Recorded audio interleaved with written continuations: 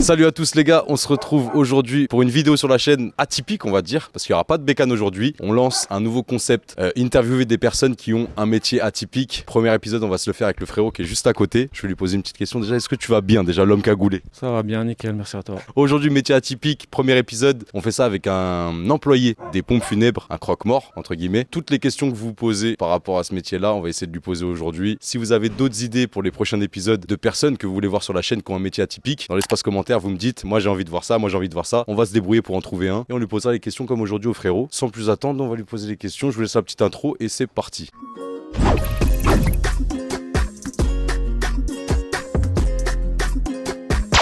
Déjà d'une, comment t'as eu l'idée, l'envie de rentrer dans les pompes funèbres? Est-ce que c'est en rapport avec des études que t'as fait? Est-ce que c'est un entretien d'embauche particulier? Est-ce que t'as eu une annonce? Quelqu'un t'a mis dedans, un piston? Comment ça s'est passé en fait ton entrée dans les pompes funèbres? En fait, j'ai jamais eu envie de faire ça. J'avais démissionné de mon ancien travail et après, je suis allé sur Pôle emploi, j'ai envoyé des annonces, je postulais à toutes les annonces et qui c'est qui m'a contacté? Pompes funèbres. Donc après, je suis allé faire l'entretien d'embauche. L'entretien d'embauche, comme j'étais jeune, j'y suis allé comment? Un petit cuir, un petit t-shirt, un jogging ou un jean. Déjà, il s'est dit bizarre. Ouais, j'ai dit, qu'est-ce qu'il fait là, un jeune comme ça? Mais le patron, super cool, super bien. Il m'explique bien le travail, il monte les fiches de paye pour montrer voilà, combien t'es payé, qu'est-ce que tu fais, comment ça se passe le boulot. J'ai dit, mais moi, j'ai jamais vu un cadavre, tu vois ce que je veux dire? Ça, je vais parler direct. Je sais pas, je me connais, je pense que je verrais bien réagir, mais on sait jamais. Et là, d'un seul coup, le téléphone, il sonne. Ouais. Je dis, ouais, allô, machin. Parce qu'il y a des permanences, en fait. Tu peux aller chercher une personne qui est décédée à son lieu de travail, chez lui ou quoi, c'est eux qui sont là qui écoutent, tu vois. Attends, c'est toi, moi je connais pas moi, c'est toi qui vas chercher la personne, le défunt, c'est toi qui vas le chercher à l'endroit où il est décédé pour le ramener aux pompes funèbres. Ouais, ça s'appelle en fait avant mise en bière. Après mise en bière, ça veut dire c'est quand il est dans le cercueil. Par exemple, quelqu'un décède chez lui, au travail, dans la rue, il se suicide sous le métro, c'est nous qui allons le chercher. D'accord. On est équipé pour, on a un Vito par exemple banalisé, dedans il y a 2 brancards et c'est un frigo, tu vois. Okay. Donc à l'entrée d'un embauche, il reçoit l'appel, il reçoit pour aller chercher un corps à Saint-Denis dans une société. Un homme, il a fait une crise cardiaque. Du coup, il raccroche, il dit bon tu vas venir avec moi. Ah ouais, d'accord, okay. Je suis là avec lui. Ça s'est passé comme ça en fait, direct il t'a mis dans le bain. Donc ça c'est par 2, faut toujours par 2, parce que pour porter le corps ou quoi c'est toujours par 2. Donc eux ils étaient 2, plus moi j'étais là pour voir, tu vois. Et après on arrive sur place, donc voilà, la personne décédée, je me rappelle encore, un homme de 40 ans, bon bref, il a fait une crise cardiaque, il était dans les toilettes de l'entreprise, donc ils l'ont pris en charge, tout ça, et moi j'aidais juste, il a vu qu'il a kiffé, parce que j'aidais, j'ouvrais les portes, je leur faisais le passage, j'appelais l'ascenseur, j'ai participé quoi, tu vois. Ton bisutage. Ah voilà, tu vois, ça j'ai pas touché au corps, j'ai rien fait, mais juste voilà, j'ouvrais les portes, je leur faisais le passage, j'appelais l'ascenseur. Mais après, en tout cas, il m'a dit, ouais, j'ai vu, t'as bien réagi, t'as appelé l'ascenseur, t'as fait ci, t'as fait ça, vas-y, je te prends. Donc après, il m'a envoyé acheter un costume, c'est lui qui a payé, tu vois. Chemise, voilà, cravate, costume de base, quoi. Et il m'a passé, je me rappelle à l'époque, un 806, c'est les Peugeot 806 monospace à l'époque. Ouais, mais équipé, où derrière, tu peux mettre, en fait, il n'y a pas de siège, tu peux mettre un cercueil, tu vois. Un coffre énorme, en fait. Et pendant un mois, j'ai fait que ça, que aller chercher des corps à gauche, à droite et tout, tu vois. Pendant un mois, jour et nuit, et week-end. Waouh, ok. On se rend pas compte, on se rend vraiment pas compte que ça se passe comme ça. Donc ton entretien d'embauche t'a mis dans le bain direct, ok. Est-ce qu'il y a une formation spécifique quand tu rentres en tant que croque-mort, on va dire croque-mort, hein, désolé, hein, c'est un peu familier, mais on va dire croque-mort plutôt que employé des pompes funèbres. Quand t'es croque-mort, du coup, est-ce que t'as une formation spécifique? Est-ce que t'apprends sur le terrain direct? Du coup, vu ce que tu m'as dit juste avant, je pense pas, mais comment ça se passe? T'as un truc, c'est calibré, c'est sérieux, c'est comment? Alors pour juste faire le travail, comme tu dis, croque-mort, en fait ça s'appelle chauffeur porteur. Tu conduis le corbillard et tu portes le cercueil aussi sur l'épaule. C'est pour ça que ça s'appelle juste chauffeur porteur, tu vois.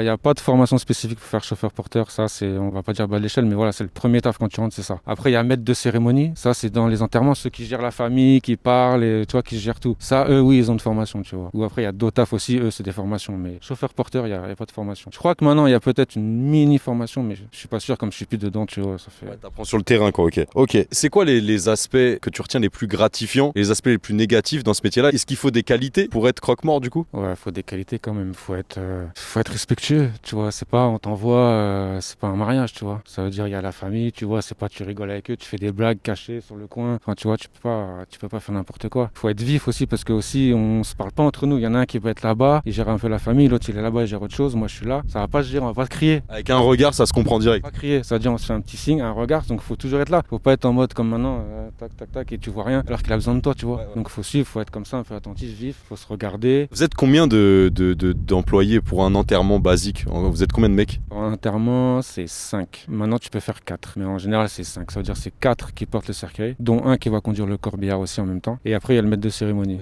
Donc ça fait 5, tu vois. Est-ce qu'il y a des femmes qui font ça? J'en ai connu, mais pas beaucoup. Ouais. Plus en maître de cérémonie ou plus aussi dans les agences, tu vois. Parce qu'il y a des agences, tu vois. Tu peux aller faire tes devis à gauche, à droite pour l'enterrement. Dans les agences, plus. En maître de cérémonie, quelques-unes, mais ouais, c'est assez rare quand même. C'est un métier qui est plutôt homme, quoi, plutôt réservé aux hommes. Ouais. Ou que ça intéresse pas les filles, surtout. Ouais. L'aspect émotionnel, ça se passe comment? D'accompagner la famille du défunt? Est-ce qu'il y a des codes à avoir? Est-ce qu'il y a des trucs qu'il faut surtout pas faire? Est-ce qu'il y a des trucs à faire? Un truc que tu suis à chaque enterrement? Est-ce que tu fais en fonction de la famille, tu t'adaptes ou tu fais toujours la même chose? Ça se passe comment? Il y a des familles, ça doit être plus compliqué que d'autres, je pense. En fait, il y a deux aspects. En fait, il y a le côté où tu fais l'enterrement, ça c'est la journée, ou le côté, comme je dis, tu vas chercher le corps avant mise en bière, le corps seul. Ça peut être aussi dans la journée ou la nuit ou le week-end. C'est-à-dire que c'est deux choses vraiment différentes. Quand tu vas à l'enterrement, bah oui, bien sûr, il y a des règles à respecter, il y a une mise en place, il y a un protocole. Tu vois, tu commences par ci, tu fais ça, c'est pas, voilà. Tu vois, tu mets par exemple en place les fleurs, tu fais attendre la famille, on sort le cercueil, on fait la rentrée. Il y a aussi le prêtre qui nous donne l'ordre, tu vois. On le pose après à l'hôtel, après on attend, on sort dehors, on attend, mais quand même un qui reste à l'intérieur pour voir si tout se passe bien. Donc voilà, faut être un peu coordonné, calme, tu vois. Maintenant, l'autre aspect, quand tu vas chercher, bah, tu peux aller chercher tout et n'importe quoi, comme je t'ai dit. Tu peux être appelé pour un suicidé dans le métro. Ah oui, il s'est fait déchiqueter par la rame de... Les rails, c'est toi qui y vas. T'as ton sac mortuaire, la bâche blanche, comme tout le monde a vu dans les films. Ouais. Et le mec, tu dois le ramasser sur 50 mètres ou quoi. T'es déjà arrivé ça? Plein de fois. En fait, ils évacuent le métro, ils enlèvent le métro, enfin ils vont le faire marche arrière je pense. Il y a la police, ça s'appelle des réquisitions. En fait, c'est quand ils nous réquisent nous. Quand il y a des meurtres ou des suicides ou quoi, c'est ça, c'est réquisition. Ouais. Donc on vient, il y a la police sur place ou la scientifique, tu vois. Donc quand il y a un mec qui se suicide, bah qu'est-ce que tu fais? Tu descends avec ton brancard, ta civière et tu prends ton sac mortuaire. Au début, tu vas ramasser une cuisse, après un mollet, un bras et après au final, tu vois quoi? Ce qui reste tout le temps d'un bloc, c'est ici le buste avec la tête. Ça reste toujours dans le bloc. J'ai jamais vu se disloquer ça. Ça veut dire quand tu prends en charge la personne, il y a des vêtements, ils sont tous déchirés. Tu vois, le buste, il est ouvert ici. Donc imagine, tu le prends, tout tombe. Ah bah ouais, dégueulasse. Donc tes seins, tous les trucs et tout. Donc t'es obligé de, avec ces vêtements, un peu faire un nœud serré. C'est à toi de faire ça? C'est à nous. Ton collègue, en fait, il va prendre au-dessus, tu vois, vers les épaules. Tu vas mettre le sac mortuaire à côté. Toi, tu vas faire un nœud pour bien serrer comme ça, parce que tu peux pas le prendre. Tu sais, c'est tout mou, y a rien, tu vois. Donc faut prendre faire un nœud, machin, et le mettre délicatement, parce que sinon tout tombe. Et ça, quand c'est les réquisitions de police, après tu l'emmènes à l'IML à Bercy. Ils font une autopsie, ils regardent tout, tu vois. Avant de l'emmener à la chambre froide et tout, enfin la morgue et tout. Eux, ils ont la chambre froide. Ça appartient à la police. Ça s'appelle l'IML, Institut Médico-Légal. Et c'est là-bas, en fait, dès qu'il y a un meurtre, un suicide, il y a un mort suspect, on l'emmène là-bas. Et ils font une autopsie. Ils regardent la cause du décès ou quoi pour savoir si c'est normal ou pas, tu vois. Ok, tu vas nous raconter un petit peu après d'autres trucs que t'as eu, mais déjà le truc du métro là, même le poteau il est derrière la caméra, il rigole, mais il rigole jaune un peu.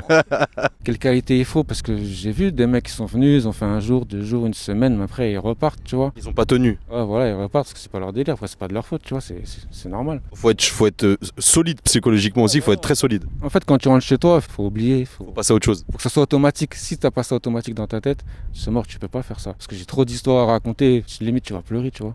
Des histoires de famille, des trucs qui s'est passé, de fou, c'est pas possible. Même quand t'es là, sur le tu me dis comment il a vécu ça, le mec? Les gars, faut être solide pour faire ce métier-là. Je pense que j'y arriverai pas, moi, je pense. Ça se passe comment le déroulement d'une cérémonie, d'un enterrement? C'est quoi les différentes tâches que t'as à faire? C'est quoi, toi, t'as toujours le même poste dedans? Est-ce qu'il y a des tâches particulières dedans? Comment ça se passe une cérémonie, en gros, le déroulement de la cérémonie? Le déroulement de la cérémonie, il n'y a pas de tâche particulière pour nous, c'est juste on se met au feeling, on est en équipe, on se connaît, tu vois, on sait qui va faire quoi par rapport où est-ce qu'il est placé, tu vois. Où ça débute? Ça débute à la chambre froide, à la morgue, on va dire. Tu vois, là, on reçoit le cercueil, nous on récupère, comment dire, pour être respectueux, le corps, la personne décédée, tu vois. On prépare le cercueil, on l'habille un peu, tu vois. La personne elle est déjà habillée, ça c'est les pompes funèbres qui le font. On le met dans le cercueil, on fait une belle présentation avec le coussin, tout ça. On met bien les draps, des beaux plis, tout ça. Après on le met dans une salle spéciale avec les fleurs à gauche, à droite, on essaie de faire une belle présentation, tu vois. Et après on appelle la famille, enfin le maître de cérémonie lui il appelle la famille, il les laisse, ça dure à peu près 15 minutes, tu vois, histoire qu'ils voient la dernière fois le visage. Parce qu'après tu fermes, c'est fini. Oui. Ça c'est un moment dur en général pour la famille et tout. Il y a souvent des gens qui craquent et tout, non? Là où j'ai vu des gens craquer, tomber dans les pommes, faire des malaises, c'est quand c'est des jeunes. Des enfants et tout? Ouais, des enfants, ça peut être... J'ai déjà fait un... Il était même pas né en fait déjà,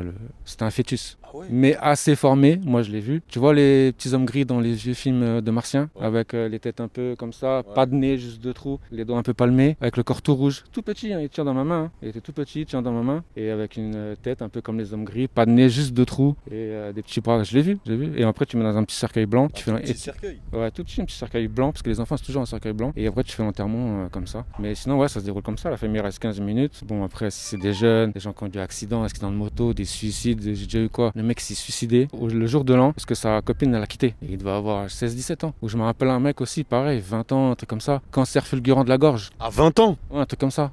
À peu près les âges, mais jeunes. Cancer fulgurant de la gorge, tu vois. Ou même des petits de 8 ans. J'arrive parce qu'ils avaient une maladie, tu vois, style inconnu ou rare. Donc voilà, tu vois, et il est décédé. Donc là, comme ça, toi, t'es tout seul, tu gères la famille avec lui. Faut parler tranquillement, bien. Enfin voilà, c'est. Ça, c'est choquant, c'est vrai, ça avec les gosses, c'est vrai, tu dis, c'est pas entre guillemets, même si c'est jamais mérité, c'est pas mérité, quoi. L'enfant, il avait encore beaucoup d'années à vivre. Et c'est vrai que c'est toujours très très dur. Moi, je sais que j'ai enterré un cousin à moi qui avait 14 ans. C'était très compliqué pour toute la famille. Ouais, c'est dur. Franchement, c'est dur. C'est vrai que tu fais un métier compliqué, surtout avec les gosses. Quand il y a un enterrement comme ça d'un jeune, comme tu as dit, 14 ans, je suppose qu'à l'enterrement, il y avait tout son école. En fait, c'était un peu compliqué parce que moi, c'était une famille que moitié de l'autre côté, c'était une famille musulmane. Donc c'était un enterrement musulman, tu vois. Donc il y avait vraiment qu'un côté avec les hommes, qu'un côté avec les femmes après et tout machin. Donc je me rappelle de ça. Non, c'était très compliqué, mais il n'y avait pas ses collègues d'école et tout, mais c'était. Tous les enterrements que j'ai fait de jeunes comme ça, tu vois, de lycéens, de collégiens, ou même primaires, toute l'école est là, tous ces collègues de l'école est là. Il y a énormément de monde, les profs, il y a tout le monde. C'est normal. Ça fait de la peine, hein, franchement. Franchement, c'est chaud. Ouais. Est-ce que du coup la préparation du défunt du corps, elle change par rapport à la religion de la personne? Ouais, ça change, mais ça, c'est avant que j'arrive, ça. En fait, tu vois, il y a par exemple, si t'es musulman, bah voilà, ils font appel à des gens qui vont le laver par rapport au rite ou quoi, tout ça. Mais ça, c'est pas moi du tout. Si c'est chrétien, il y a un thanatopracteur qui vient quand même, si ils en font la demande, pour pas que le corps pourrisse de plus. En fait, il te branche ici à l'artère, il aspire tout le sang du corps pour que ça pourrisse pas, tu vois. Il clampe ici l'artère, là, il aspire tout. Ça, par contre, c'est une formation spécifique. Ouais, c'est pas comme ça. C'est 1 an, 2 ans. Et tu dois la payer de ta poche et si tu la loupes, il n'y a pas de remboursement. Et ça, il y a pas mal de filles, ça. Il y a plus de filles, 50-50 peut-être, tu vois. Et toi, du coup, quand t'emmènes le corps, après, t'emmènes soit dans une église, soit t'emmènes des fois dans une synagogue, ça se passe comment? Quand c'est musulman, c'est directement on va au cimetière. Quand c'est chrétien, on va à l'église, et après au cimetière. Quand c'est juif, c'est directement au cimetière. Et quand c'est civil, ça veut dire en fait, il dit qu'il est athée, quoi, il a pas de religion. C'est pareil, c'est directement au cimetière, tu vois. Et après, il y a aussi les indigents. En fait, il y a des gens qui décèdent, comme par exemple un SDF, il retrouve pas de famille, il y a rien sur son compte bancaire, parce que les pompes funèbres peuvent prendre sur le compte bancaire. Ça, c'est comme les banques, tu vois, si jamais ils trouvent personne. Donc ils font des recherches, donc ça peut durer 1 mois, 2 mois, 3 mois, je sais pas. Et là, ça devient un indigent. Du coup, ils trouvent un cimetière et en fait, il va dans une espèce de fosse commune où on met plein de cercueils d'indigents, tu vois. Ça, c'est comme ça aussi, tu vois. Ça existe. Tu vois, les concessions, tu les payes soit par 10 ans, 20 ans ou à perpète, tu vois. Et ben, quand ça arrive à échéance et qu'il n'y a plus de famille, c'est nous aussi, on vient, on les enlève. Donc, il y a les os, tout ça, tu vois. On remet dans des plus petites boîtes, tu vois, on les enlève. Et on les remet aussi dans une espèce de fosse commune plus loin. Parce que voilà, par exemple, c'est une concession qui date de 1815, par exemple, tu vois. Voilà. Et après, du coup, c'est quelqu'un d'autre qui récupère. Des fois, il n'y a même plus de cercueil. Ah ouais? Ça rongé et tout. Ouais, ça a mangé. Ou le corps, et voilà, il y a du squelette, ou voilà, tu vois. T'as déjà fait ça, toi, carrément? Ouais, j'ai déjà fait ça. D'enlever, d'ouvrir un truc et tout? Ouais.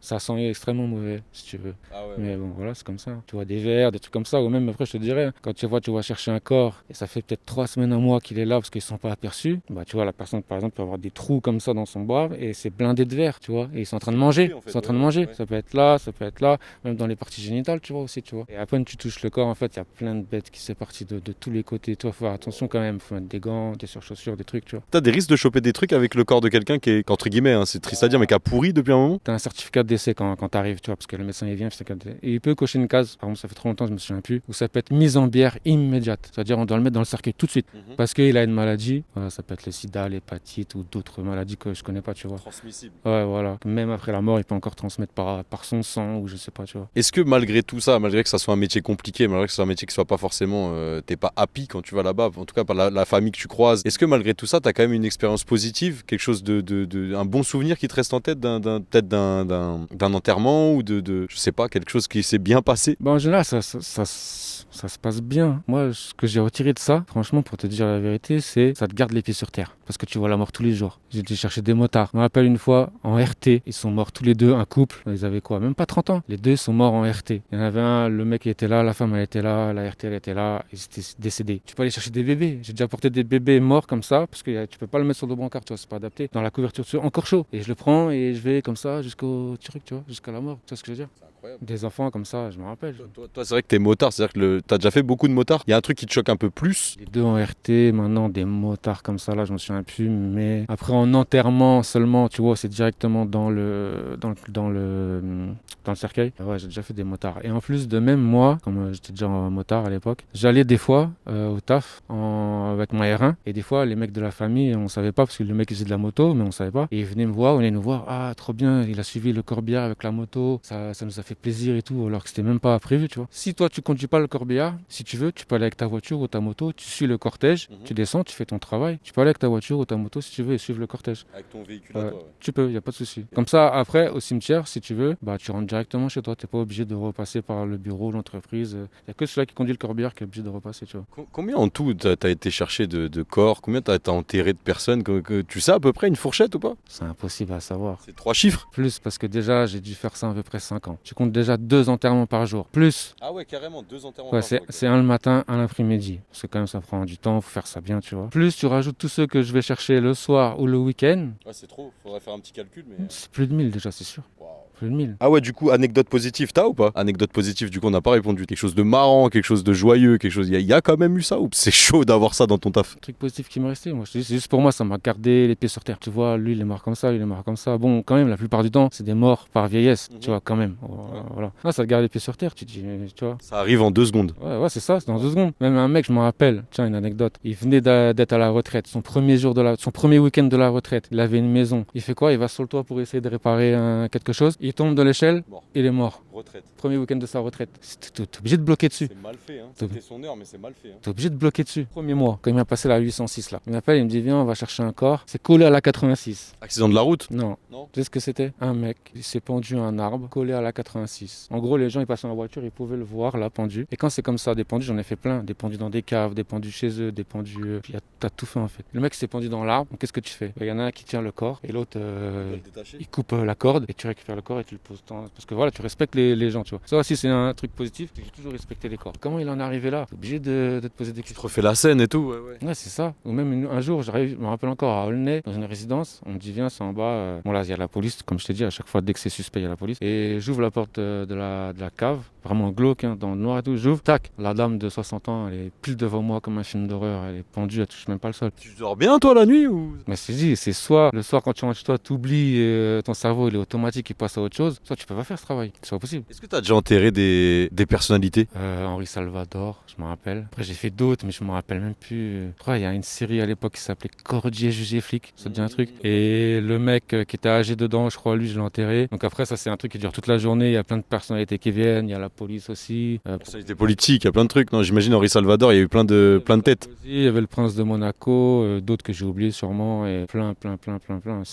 C'est plein à craquer. Et puis aussi les civils qui mettent tout au fond, qui essaient de passer, essaient de te forcer, parce que toi aussi tu fais blocage à un moment donné. Quand le cercueil il est posé à l'hôtel, il y a, chez les chrétiens, il y a la bénédiction. Donc, chacun passe à son tour pour faire le geste, je bénis. Donc là, ça fait tout un tour, faut mettre en place, faut pas que les gens ils se croisent, que ça se rentre dedans. Et chaque rangée, nous, si tu veux, je dis allez-y, c'est à votre tour. Après l'autre rangée, tu dis c'est à votre tour pour pas que ça fasse bouchon. Et les civils derrière, ils te poussent, tu le recules, tu fais un peu service de sécurité. Ouais, tu faisais multitâches. Est-ce qu'on te donne des pourboires des fois? Est-ce que t'as des familles qui viennent, ils glissent un petit billet dans la main, ou ils te donnent une enveloppe? Ou est-ce que c'est commun ça, ou est-ce que ça arrive pas souvent? Ça m'est arrivé quelques fois, ouais. Après, les anciens me disaient qu'à l'époque, ça se faisait beaucoup plus. Mais ouais, ça m'est arrivé quelques fois, mais ça met mal à l'aise de prendre, tu vois. C'est spécial. Ouais, c'est bizarre. Après, par exemple, tu vois, chez les juifs, quand tu vas à l'enterrement, ils ont un pot de terre, et chacun qui passe prend un peu de la terre et met dedans, tu vois, et met une pièce dans un petit pot. Tout le monde se partage ce qu'il y a dans le pot. Toute ton équipe à toi? Ouais, et les marbriers aussi, ceux qui s'occupent de la tombe et tout, parce qu'ils ont travaillé quand même, tu vois. Déjà, est-ce que tu as une anecdote particulière? Je sais que les gens, ils aiment bien ça. Une anecdote qui marque un petit peu, ou même tu dois en avoir plein, mais... Ne pars pas tout de suite. Tu fais des suicides des fois, les mecs qui sont tirés des balles dans la tête. Suicide, balle dans la tête. Ouais, mais il n'y a pas beaucoup de sang comparé à ce que les gens pourraient croire, tu vois. Ouais. C'est pas comme dans les films, tiens, ça met du sang de ouf, quoi. Des fois, des doubles suicides. Je me rappelle des 2 personnes âgées, double suicide, 2 balles dans la tête chacun. Ouais, une balle dans la tête chacun. Avec 2 guns différents. Non, je pense qu'il a dû. Ouais. Enfin, après, c'est pas un double suicide du coup. Il a tué sa femme et du coup, ouais. c'est mis à un lui. meurtre, un Ouais, suicide, du putain. coup, ouais, je sais pas. Bizarre. De malade, Ou même avec le fusil de chasse, ça, c'est pas moi qui l'ai fait, c'est un collègue, tu vois. Il a fait tête en l'air. le fusil de chasse comme ça. Et il m'a dit il avait plus de tête, mais il y avait tout partout. Dans les toilettes. Il a fait ça dans les toilettes, le mec. Dans ses toilettes. Ou des fois, t'arrives, la personne elle est décédée sur ses toilettes. Elle est décédée, elle est aux toilettes et je sais pas, il a fait une craque dessus et il est décédé dans les toilettes comme ça. En fait, ça, oui, c'est un autre problème. Quand les personnes ils décèdent par exemple dans des positions assises ou je sais pas, sur leur canapé ou quoi, tu peux pas juste remettre sa jambe bien, comme ça, tranquille. C'est quoi, C'est raide de fou. T'es obligé d'aller tranquillement et t'entends que ça coince, ça couine, fait doucement. Tu es obligé de forcer et tu fais ça doucement, ça prend du temps. Je pourrais jamais faire ça, gros, jamais. Si sa jambe elle est comme ça, tu pourras jamais la mettre comme ça. Ce qu'ils font, ce qu'ils disent pas, après pour ensuite le mettre dans le cercueil là-bas, le thanatopracteur ou quoi, qu'est-ce qu'il fait? Et avec un scalpel, il coupe le tendon. Arrête. Ouais, il coupe le tendon. C'est obligé. Sinon tu pourras pas, ou sinon tu vas forcer de dingue, mais toi c'est pas respectueux. Donc après des fois tu te trouves avec le corps, par exemple, il peut être comme ça, et voilà, tu le mets dedans et tu fais comme tu peux. Comment ça se passe par exemple quelqu'un qui a la tête bousillée ou quelqu'un qui a la tête coupée ou quelqu'un qui a un morceau du visage qui est totalement absent ou quoi? Ça se passe comment pour l'enterrement? T'as pas de truc mis en bière et tout, c'est pas possible, ça c'est trop choquant. Non, quand c'est comme ça en fait on dit à la famille il n'y a pas de présentation parce que sinon ça n'aurait pas un bon souvenir. Ouais. Tu vois, même moi quand j'arrive des fois par exemple une mamie elle peut être décédée dans la salle de bain, elle s'est coincée la tête entre les tuyaux du radiateur ou quoi, elle est restée plusieurs heures comme ça. Ça a chauffé. Ça lui fait du marque, son nez par exemple il est plié, mais toi quand tu la redresses, Ouais. ça revient pas. Ouais. Elle est décédée depuis des heures, il y a plus de... Toi tu te régénères plus, c'est fini. Donc c'est tout violet, la tête elle est toute de travers. Moi je dis aux gens, monsieur là, c'est mieux pour vous de pas la voir comme ça, parce que voilà, la tête elle est un petit peu... Là je l'explique gentiment, et là voilà ils te disent ok d'accord, c'est bon, prenez en charge. Et je dis par contre à la chambre froide, excuse-moi, pourront voilà avec le maquillage, le boulot, remettre bien. Et Toi tu fais jamais ça toi? Non, ça c'est pas mon travail, ça c'est le thanatopracteur. Toi ou d'autres personnes dans ce milieu-là, genre par exemple les personnes qui les maquillent, les personnes qui les habillent, tout ce staff-là en gros, est-ce que vous êtes suivi psychologiquement si vous voulez? Il y a un truc, un suivi psychologique gratuit apporté par le taf ou c'est à vous de faire l'effort d'aller voir un psy de votre côté? Il n'y a aucun suivi, hein, c'est toi, hein, c'est juste si tu en sens le besoin. Il n'y a rien du tout, j'ai jamais entendu ça. Mais même pour te dire, tu vois, dans ce travail-là, c'est un des travails où avec les collègues hors travail, enfin, veut dire quand on est par exemple au bureau, pas sur le lieu du travail, où on rigole le plus. Tu m'étonnes. Parce que pour décharger, c'est automatique. En fait, je fais même pas exprès. C'est un des travails où j'ai le plus rigolé. Mais pas devant les gens, tu vois, vraiment, à part quand on prépare, il n'y a pas de famille, il n'y a rien, tu vois. Ouais. Mais sinon, il n'y a aucun suivi, hein. C'est toi, si tu veux aller, tu vas. Mais comme je te dis, je pense que c'est automatique. Hein. C'est soit tu arrives parce que le soir, tu déconnectes, et ceux qui ne déconnectent pas, ils arrêtent vite. Hein. Là, il y a une autre anecdote. Un mec, il s'est suicidé. Mais comment? Il est passé, tu vois, pas le poids lourd, le super poids lourd, le SPL, tu vois, le camion plus la longue remorque amovible. Il s'est fait passer dessus par toutes les roues. Donc ça fait combien de tonnes? Ça fait 40 tonnes, 50 tonnes, je sais pas. Il m'a dit, le corps, il n'avait plus. Tu vois du pâté? Du pâté, je sais pas, que tu peux acheter pour manger là. Tu vois du pâté? Ouais. Ça faisait juste comme ça, comme du pâté, tout plat, comme une longue crêpe, tu vois. Comment tu fais pour reconnaître, identifier ça? C'était impossible lui, c'est foutu, tu ne peux pas. Avec un truc ADN, il n'y a pas de truc, quoi, tu peux pas. L'ADN, si jamais il a fait une connerie dans sa vie et qu'il est fiché. Il a enregistré, ouais. Mais sinon, tu peux pas. Et là, il n'y a plus rien, il n'y a plus de dents, plus rien, il n'y a plus rien. C'était juste, il m'a dit, c'était que du pâté comme ça. C'est horrible. Il m'a dit qu'il y avait même les mecs de l'autoroute, je crois, ils sont venus parce que tu pouvais pas le prendre. Fallait mettre avec une pelle, un truc. Ouais, voilà, ils sont venus avec des pelles, des trucs et ils ont décollé. Et... Qu'est-ce que tu fais ça? Comment tu fais? Waouh. T'en as encore une petite dernière? Triple meurtre dans une maison, un corps en bas, 2 corps en haut. Il y avait les gendarmes et comme dans les films, ils avaient mis à chaque indice un petit plot jaune. Ouais. Avec un numéro, je sais pas. Ouais, avec des numéros. Et moi, quand je rentre, le gendarme il me dit, là vous allez récupérer le corps, mais si vous touchez à quoi que ce soit, ou s'il y a quelque chose qui bouge, vous allez voir. Il m'a vraiment dit ça, je te jure. Genre enquête de malade, t'as pas touché les trucs quoi. Bah ouais. Donc après on prend les corps, voilà, on est à 2 camions, donc il y a 4 places, donc on peut prendre les 3. Mais voilà, triple meurtre. Un autre, on arrive, full police, full scientifique. Voilà, qu'est-ce qui se passe? On me dit c'est là-bas. C'est où là-bas? C'est dans le cimetière. Dans un cimetière? Meurtre dans le cimetière. J'arrive, c'est pas le corps d'une jeune fille de, je sais pas, 20-25 ans. Elle est à moitié sur une tombe comme ça. Elle s'est fait puncher, défoncer. Elle a plus d'œil. Tu vois à la place de ses yeux? C'est des traits. À la place de ses yeux, c'est pas de traits, c'est des trous. On dirait des cratères. Attends, ils l'ont arraché les yeux? Comme s'il l'a brûlé au chalumeau. y a plus d'œil. C'est tout noir, cramé. Et ça se voit, elle s'est fait malmener, elle s'est fait frapper. Donc tu la prends en charge, pareil. Et après, tu vois, ça s'était passé aussi, mon pote l'a vu, dans le Parisien, je sais pas où. En fait, qui c'est qui l'a tué? Le mec qu'elle a quitté. Ouais. Il est mort. Okay. Ça, c'était sa tombe. Donc son pote du mec qui est mort, qu'elle a quitté, il est venu, il l'a tué sur la tombe du mec qu'elle a quitté. Faut suivre, hein. C'est un truc de fou. C'est ça l'histoire. C'est un truc de fou. Ils sont malades. Donc toi, t'es obligé de rentrer. Tu rentres chez toi, tu te dis, mais attends, peut-être tout ce que je t'ai raconté. En 5 ans surtout, en 5 ans, t'as vécu ça, c'est waouh. T'es obligé de rester sur.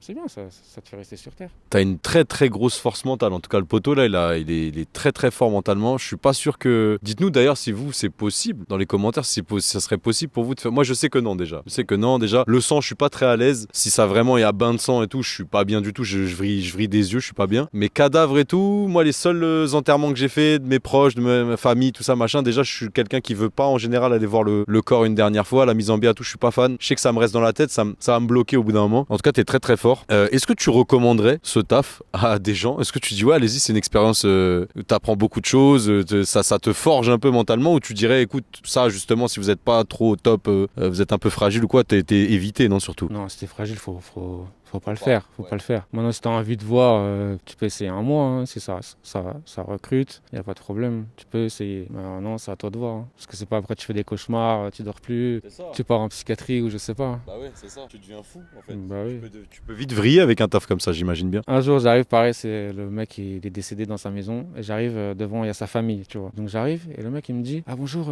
c'est vous les pompiers? Et moi, je comprends pas. Donc je regarde un peu sa famille sur le côté, ils sont en plein malaise. Donc moi je comprends, parce que le mec en fait il réalisait pas, il était sous le choc que sa femme soit décédée. Du coup, comment il a réagi? Et il voulait pas, son cerveau réaliser, accepter la vérité.